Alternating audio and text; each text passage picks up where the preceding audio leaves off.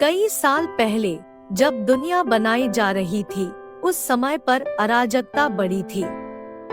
दुनिया के निर्माता तत्व तो हमेशा से मौजूद थे, पर उनमें अर्थपूर्ण अभाव था।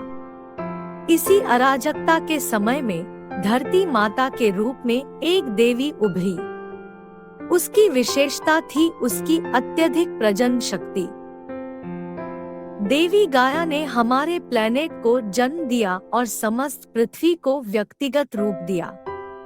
उसने कई आदिम देवताओं को जन्म दिया, जैसे समुद्र के देवता पोंटस और पहाड़ों के देवता ऑरियस। गाय ने यूरेनस देवता को जन्म दिया। देवता यूरेनस ने सभी चीजों पर शासन करने वाले स्वर्ग को व्यक्तिगत रूप दिया। यूरेनस ने गाया को अपनी पत्नी बनाया। रात्रि के दौरान रात की देवी निक्स अराजकता से उभरी। वह हर दिन शाम को अपने काले पहाड़ के साथ आकाश को कवर करते हुए पार करती थी। यूरेनस और गाया एकजुट होते थे। इस मिलन के फल जल्द ही फूटने लगे। देवी ने भयानक विशेषताओं वाले प्राणियों को जन्म दिया, जिनमें 100 भुजाओं और कई सिर वाले हेकाटोनचेरस राक्षस और शक्तिशाली एक आंख वाले प्राणी साइक्लोप्स थे। यूरेनस और गाया भी शामिल थे, जिन्होंने देवताओं की शक्तिशाली प्राणियों की एक नई पीढ़ी को जन्म दिया, जिनको टाइटन्स के नाम से जाना गया। जब आकाशी गॉड्स ने अपने द्वारा उत्पन्न शक्तिशाली संतानों को देखा, तो उसे उनके द्वारा गद्दी से उतारे जाने का डर सताने लगा, इसलिए उन्होंने कार्रवाई की। यूरेनस ने अपने सभी बच्चों को पृथ्वी की गहराई में एक अंधेरी जगह टार्टरस में फेंक दिया। टाइटन्स ने टार्टरस से भागने के लिए वहां की दीवारों को हिंसा के साथ पीटना शुरू कर दिया। टाइटन्स गाया के गर्भ में फंस गए थे।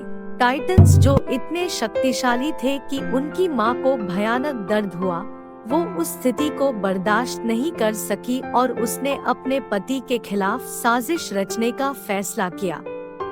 देवी ने उसके बच्चों से बोला कि कोई एक उसके यूट्रस को नष्ट कर दे, मगर सबने इनकार कर दिया, सिवाय क्रोनोस के, सबसे महत्वाकांक्षी टाइटन, जिसने सोचा कि वह उस कार्य को पूरा कर सकता है।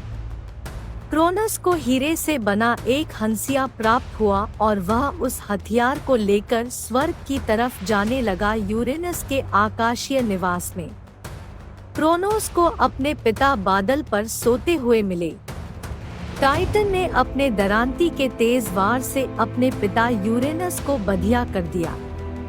यूरेनस के दर्द की चीख पूरे ब्रह्मांड में सुनाई दी। आसमान खूनी लाल रंग में रंग गया।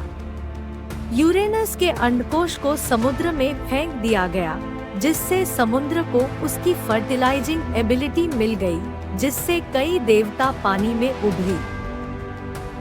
क्रोनस विजयी होकर लौटा, विद्रोह के महान नायक के रूप में। फिर उसने अपने कैद किए गए भाइयों को मुक्त कर दिया।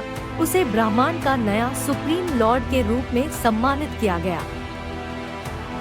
क्रोनस ने न तो हेकाटोनचेरस को मुक्त किया और न ही साइक्लोप्स को, क्योंकि वह उन्हें बहुत खतरनाक मानता था, जिसके बाद वे टार्टरस में ही रहे।